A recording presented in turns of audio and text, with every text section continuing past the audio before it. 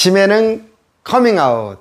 우리 지역의 치매는 우리가 치매 안심나무 TV입니다. 여러분 안녕하세요. 반갑습니다.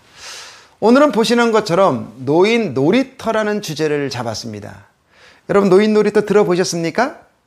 아마 생소한 분도 많을 텐데 최근에 언론에 계속 나오면서 또 각 지방자치단체에서 이걸 검토하고 있다 보니까 꾸준히 이야기가 나올 것 같아서 오늘 주제로 선택했고요.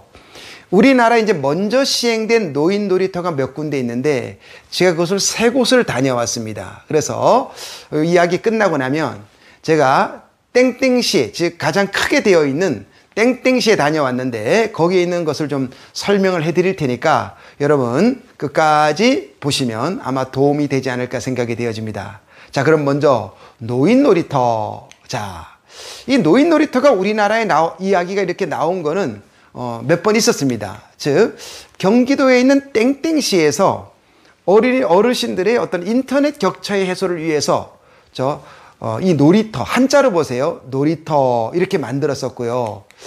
2020년도에 서울에 있는 땡땡구에서 어르신들이 쉼터 개념으로 이렇게 놀이터를 만들었어요.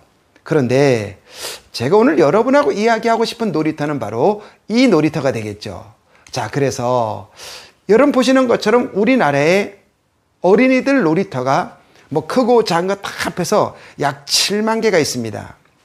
그런데 아시는 것처럼 이제 우리나라가 저출산율이 되다 보니까 그죠? 이제 드디어 이 어린이 놀이터를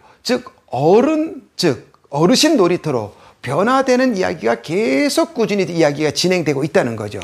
자, 그러다 보니까 아마 노인 놀이터는 이러한 몇 가지의 관점에서 아마 지속적으로 나오지 않을까 생각이 되어집니다. 첫째는 어르신들이 증가, 즉 2020년도부터 우리나라 베이비부머, 즉 55년생이 65세에 입성을 하게 되었다는 거죠.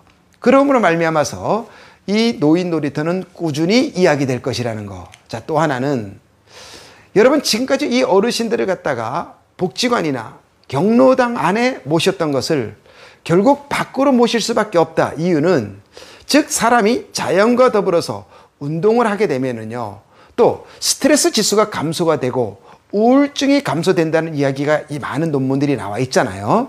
그러다 보니 결국 어르신들을 복지관 경로당 안에서 밖으로 자연으로 끌어낼 수밖에 없다.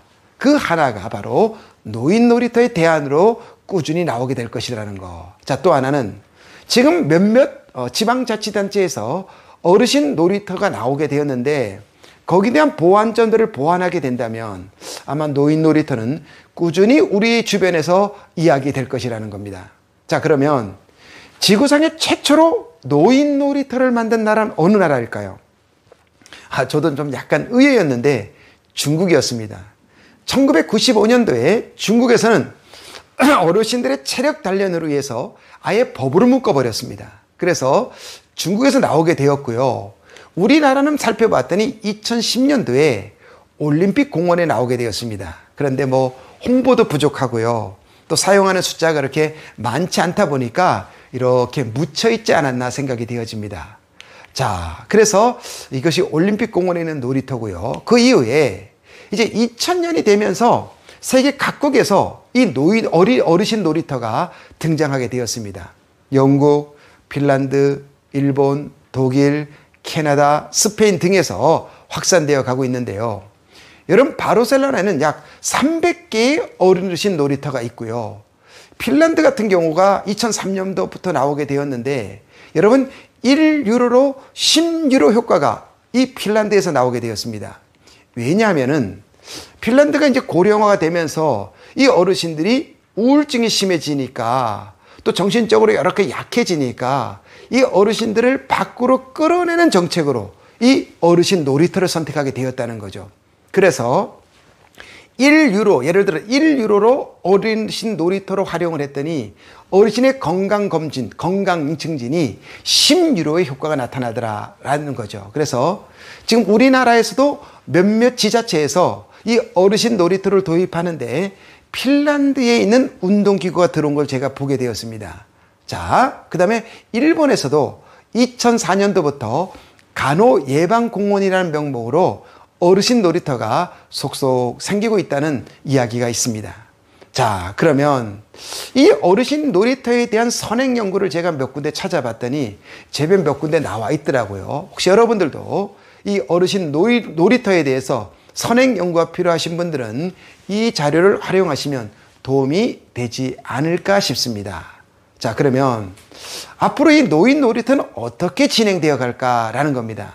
자, 제 생각에는 이 어르신 놀이터에서 어르신들만 이렇게 뭐 만들어 놨다고 운영되는 것이 아니라 앞으로 이 어르신 노인 놀이터를 운영하는 노인 놀이터 지도사 전문가가 나올 수밖에 없겠구나라는 생각이 되어집니다. 따라서 아마 저도 이 노인 놀이터 지도자에 대해서 많은 고민을 하고 있고 또 연구를 좀 하고 있습니다. 왜?